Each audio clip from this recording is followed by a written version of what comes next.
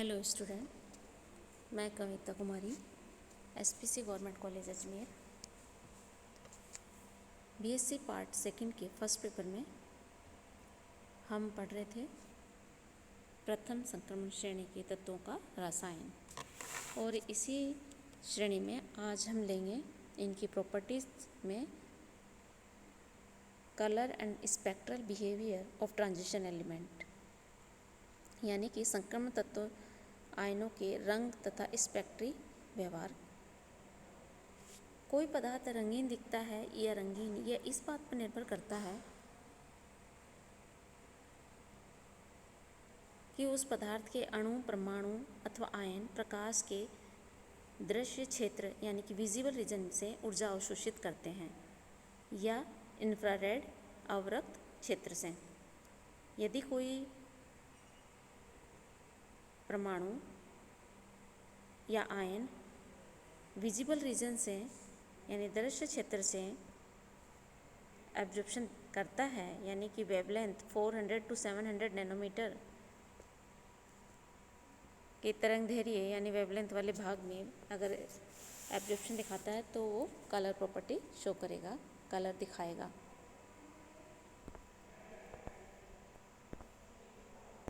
यदि कोई पदार्थ प्रकाश के क्षेत्र से ऊर्जा का अवशोषण करे तो उस पदार्थ से लौटा हुआ प्रकाश जो हमारी आँखों तक पहुँचेगा उसमें हमें वह पदार्थ रंगीन नज़र आएगा। हम जानते हैं कि श्वेत प्रकाश 7 रंगों का मिश्रण होता है और प्रत्येक रंग की अलग अलग तरंगदैर्घ्य होती है। प्रकाश जब किसी पदार्थ से टकराता है और उसमें से किसी एक रंग की तरंगों को अवशोषित करता है तो उससे निकले हुए प्रकाश का जो रंग होता है उसे हम पूरक रंग कहते हैं, कम्प्लीमेंट्री कलर कहते हैं, और वह पदार्थ उस रंग का नज़र आता है। प्रकाश के इस रंग की तरंगों के अवशोषण से किस प्रकार का पूरक रंग बनेगा उसे हम इस सारणी में देख सकते हैं। अगर वॉयलेट कलर यानी बैंगनी रंग का प्रकाश का अवशोषण 400 से 435 नैनोमीटर वेवलेंथ पर करेगा तो वो हमें उसका पूरा कलर पीला हरा होगा। ये चीज़ 435 से 480 के बीच में एब्जॉर्प्शन करता है तो उसका एब्जॉर्ब कलर ब्लू होगा, नीला होगा और वो येलो कलर का दिखाई देगा। इसी तरह से 480 से 490 कलर में ग्रीनिश ब्लू कलर एब्जॉर्ब करके नारंगी रंग का दिखाएगा।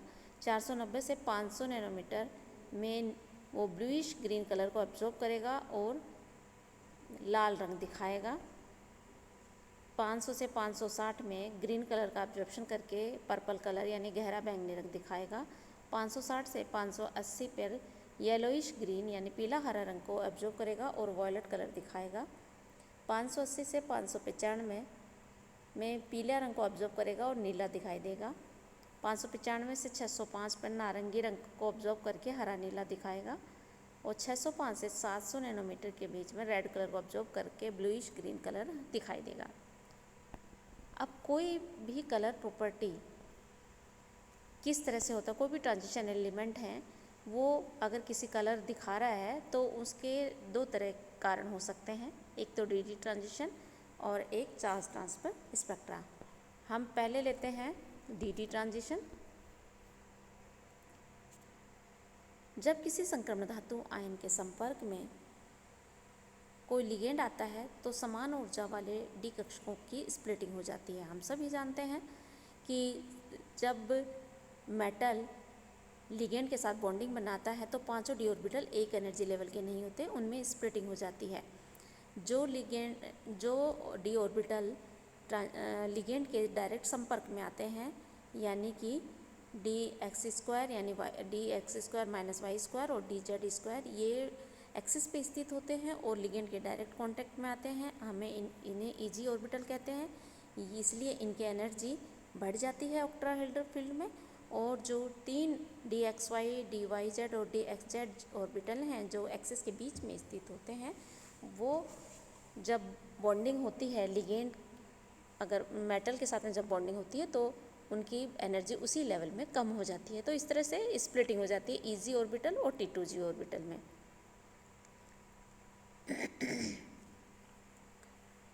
इस इस प्रकार डी कक्षकों की ऊर्जा में अंतर आ जाता है। ऐसी स्थिति में यदि कोई इलेक्ट्रॉन निम्न ऊर्जा वाले T2G कक्षक से उच्च ऊर्जा वाले EG कक्षक में जाएगा तो वह कम ऊर्जा वाले क्षेत्र दृश्य क्षेत्र यानी विजिबल रीजन से विकिरणों का अवशोषण करेगा और इस कारण से वह संकुल रंगीन यानी कलर्ड दिखाई देगा। फॉर एग्जाम्पल, अगर हम titanium hexa acquired titanium ion लें तो टाइटेनियम का जो इलेक्ट्रॉनिक कॉन्फ़िगरेशन होता है वो 3D1 होता है, यानी उसके टाइटेनियम 3+ ऑक्सीडेशन स्टेट में उसके 4s के दोनों इलेक्ट्रॉन, एक d ऑर्बिटल का एक इलेक्ट्रॉन निकल जाता है, तो d ऑर्बिटल में एक सिंगल इलेक्ट्रॉन होता है। और जब यह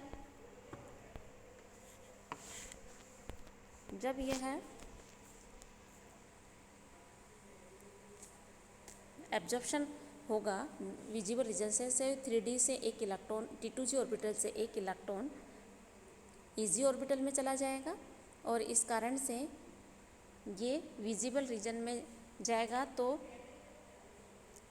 5000 नैनोमीटर के प्रकाश की लाइट को ऑब्जर्व करेगा, यानी कि ये ग्रीन कलर की लाइट को ऑब्जर्व करके उस इलेक्ट्रॉन T2G से EG में चला जाएगा और जब ये वापस दिखाई देगा तो ये पर्पल कलर का हमें दिखाई देगा।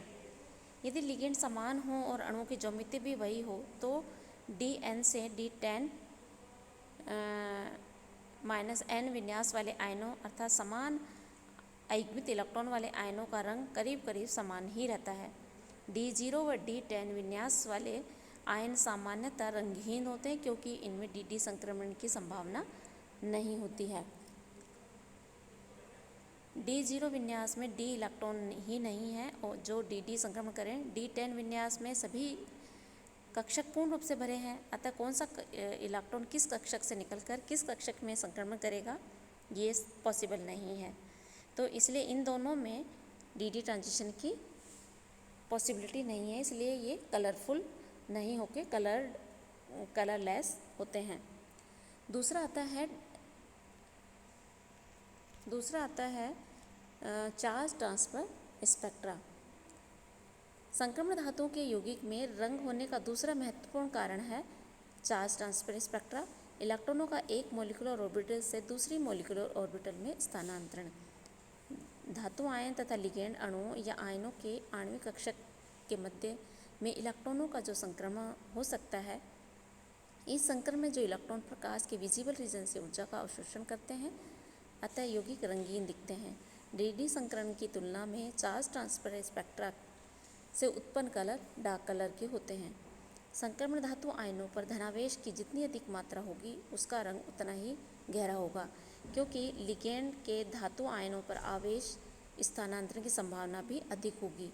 सारणी 10 में कुछ यहाँ हम देख रहे हैं कि सारणी में कुछ संक्रमण धातु आयन दिए हैं, जैसे टाइटेनियम 4+, वेनेडियम 5+, क्रोमियम 6+, मैंगनीज 7+, जिनमें इलेक्ट्रॉनिक विन्यास D0 है।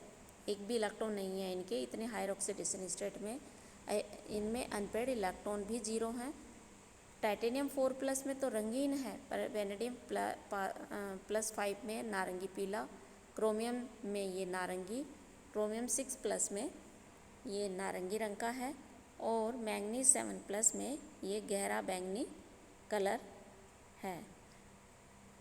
संक्रमण धातु आयन पर धनावेश की जितनी अधिक मात्रा होगी उसका रंग उतना ही गहरा होगा, क्योंकि लिगेंड के धातु आयन पर आवेश स्थानांतरण की संभावना भी अधिक होगी।